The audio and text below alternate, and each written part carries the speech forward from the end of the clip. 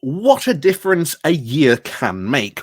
Wind back the clocks to the start of 2022, and you have Tory MPs very confidently, openly saying, we are going to win the next general election. It is going to be easy. It is going to be a cakewalk, bish, bash, bosh. We will win absolutely no problems. Fast forward, obviously, to today. And not only are the Tory polls and voting intentions for people voting in Conservatives into a absolutely rock bottom state, but you have Conservative voters themselves, as we have seen certainly during the last local elections, potentially also about to repeat it again in May, of them not turning out to vote. And that is massive when you have a whole block of people who are normally easily the most active group of voters, as Conservative voters normally are, not going out and voting. That is quite significant. Not only that, that we have seen in poll after poll after poll that the Tories are not going to do well.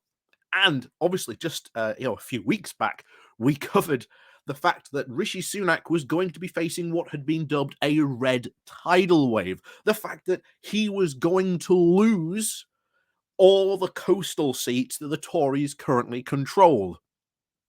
That in itself is a massive disaster. And today, of all days, we now have a poll from the Telegraph, or the Tory graph, saying that if a snap general election was held, the Conservatives would be moved into the third party position at Westminster, meaning potentially it would be Labour, Lib Dems, Tories, considering what we now have of Tories, Labour, Lib Dem. And of course, those are just the big three. I'm not ignoring, the other parties, but, just to make it very sort of clear how big a momentous shift this would actually be. And of course, this isn't coming from, a random poll agency. This is coming from the Telegraph, aka the Tory graph. So make no mistake, the Tories are going to be ringing the alarm bells, because as we've seen for the past couple of issues, we've talked about this and the current state of the Tory party, you have Tory MPs not openly talking about how, again, just last year, they were talking about how easily they were going to win the next general election. No, now they are talking about, well, how bad is the loss going to be, and how much can we try and mitigate this loss? Just goes to show you how very, very quickly fortunes of political parties can go from flying high one moment to rock bottom the next. So before we go diving into this, please do remember to hit that like, share, and subscribe button. And of course, do remember to ring the bell as well, so you get notifications about the channel. And of course, down below there are links to my Patreon page, the one after link called Buy Me Coffee, where you can buy me coffee. There's also the YouTube thank you button, and of course, the Pony Club down below as well. You can join. So, as always, guys, let's rock on with this. Over to the London Economic with their title of "Snap General Election would leave Tories as Westminster's third party." Telegraph poll reveals. Like I say, trust me, there are going to be a lot of alarm bells now ringing in in the Conservative Party well over this, especially about this. But we'll have to see how they react. So, the Conservatives would be left as Westminster's third party if a general election was held soon. New polling from the Telegraph found that the Scottish National Party would be the main opposition party after a succession of scandals left the Tories in dire straits. Nicola Sturgeon's party would return 50 MPs compared to just 45 for the Conservatives, down from 365 at the 2019 general election. I mean, just think about that. They are losing so many seats that the SNP become the main opposition party. That is insane. It is absolutely crazy to think about that this is how bad the polls are. And bear in mind, one thing we've got to point out, these are, of course, just snapshots at the time.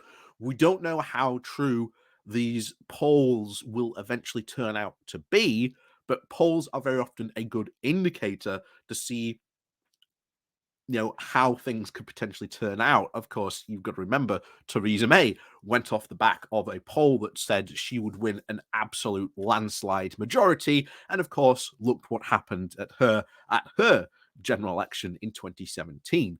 So again, sometimes you can trust the polls as a good indicator, sometimes you've got to be careful about trusting them. But anyway, back to it. So Labour, meanwhile, would gain a remarkable 306 seats, taking its total number of MPs to a record 509 out of 650 seats available. Pardon me. The forecasts are based on a large-scale NPR poll of over 28,000 people, which allows for more accurate forecasts to be made. Commenting on the findings, Chris Holbrook, the chief executive of Find Out Now, said that the forecast made, quote, shocking reading for Conservatives, adding mending perceptions and corruption may be their best hope.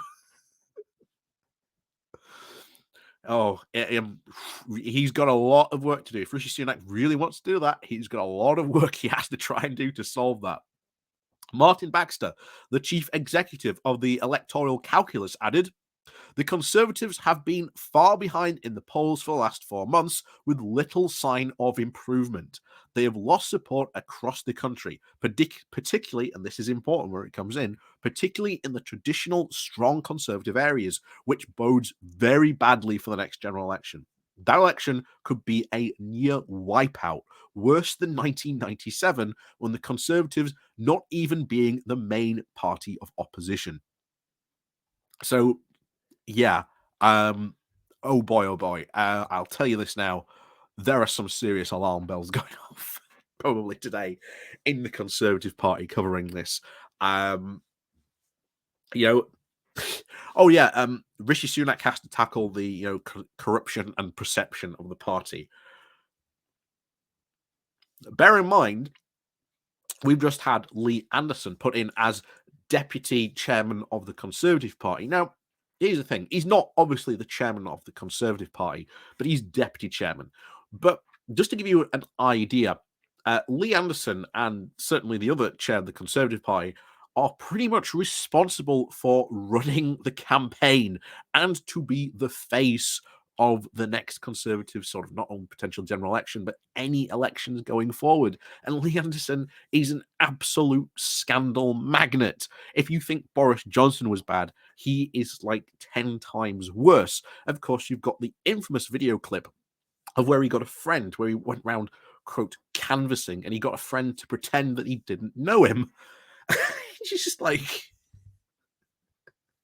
it's absolute utter ridiculousness. But this is the sheer desperation that the Conservatives are, that they're now trying to reach out to Lee Anderson. Why Lee Anderson, you may ask? Well, this is why I say we cover things from Conservative Home from time to time, because if you look at who is the most popular backbench MP, for some unknown bizarre reason, it is Lee Anderson. But bear in mind, this was where all the predictions came from Liz Truss getting into number 10 and beating Rishi Sunak came from. So,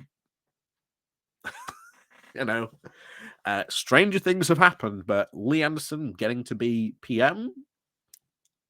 Maybe not yet, but who knows?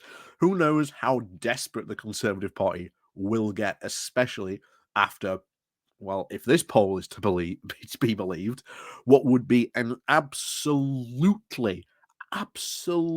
trouncing at the next general election. So, as always, guys, let me know what you think down below. And of course, please do remember to hit that like, share, and subscribe button. And of course, remember to ring the bell on your way out as well. So, as always, thank you very much for watching. And of course, we'll see you all next time.